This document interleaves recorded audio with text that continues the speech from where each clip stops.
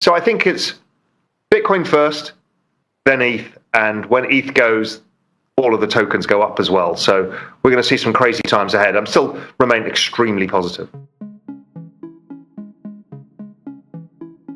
I've said all the way through, you're going to expect a 50% correction in the middle of this. We've had a 50%. Could it go to 60%? Is it finished here? Who knows? But it's going to take a while to digest, so it's not going to rally and go in a V shape. But in a few months, my guess, and I have no idea, my guess and all the work I've ever done on this is that we should be seeing higher prices for the rest of the year. So around this phase, buy the dip if you can. You know, if you're able to, again, don't use leverage, be cautious, understand what risks you're taking, but I think it's a great opportunity. So that's the general rule of thumb for that. El Salvador. Queda aprobada la ley de Bitcoin. Lawmakers in El Salvador broke into applause after voting to approve Bitcoin as legal tender on Wednesday, making the Central American country the first in the world to fully adopt the cryptocurrency. The honest answer is, I don't know. I know everyone's got a hot take. Oh my God. The point being is, they're allowing it as,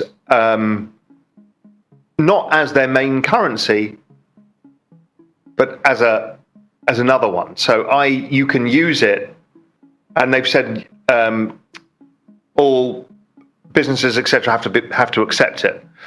The issue is El Salvador is an interesting case because their currency is actually their economy is dollarized, but they're not having currency volatility. They're not Argentina.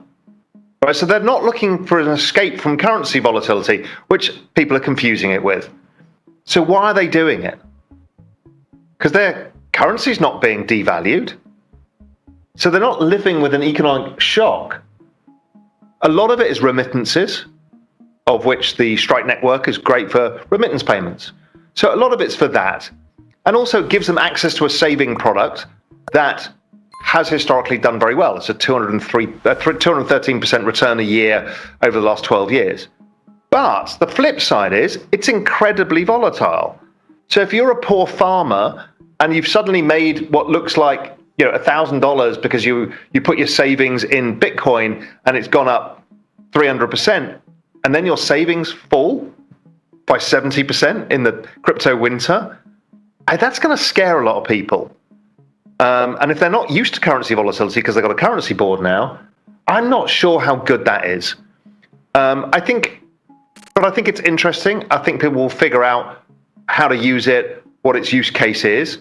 The point being is everyone jumps to a conclusion. I'm not going to jump to a conclusion. I think at the margin, it's good for Bitcoin. Clearly, it's driving the narrative. Clearly, a bunch of other countries are looking at it. I've confirmed conversations on that front as well. Everybody's looking at this. People are trying to figure out how it works for them. And that's great. Is this the panacea? Is this the great, a nation moving into Bitcoin? No. But I tell you what was genius out of it is everybody's now started using volcanoes. Bitcoin is a volcano because when it came to, well, you should mine this for your reserves, now it gets interesting. Should an economy like El Salvador have Bitcoin in their reserves? Without question, they should. But how do they get it?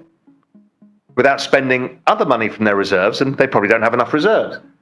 And the nice part is they figured out they can mine it because they got volcanoes, and those volcanoes have massive geothermal springs. So basically, free green electricity. And so now El Salvador, and pretty much anybody else with a volcano, with that kind of nice setup, can mine Bitcoin at a country level, generate a asset that they can put on their reserve balance sheet that will grow over time and protect them from the general devaluation of the US dollar in fiat money terms, the debasement effect. So at that level, brilliant. At remittance level, brilliant. Everything else, unproven. If you de-dollarized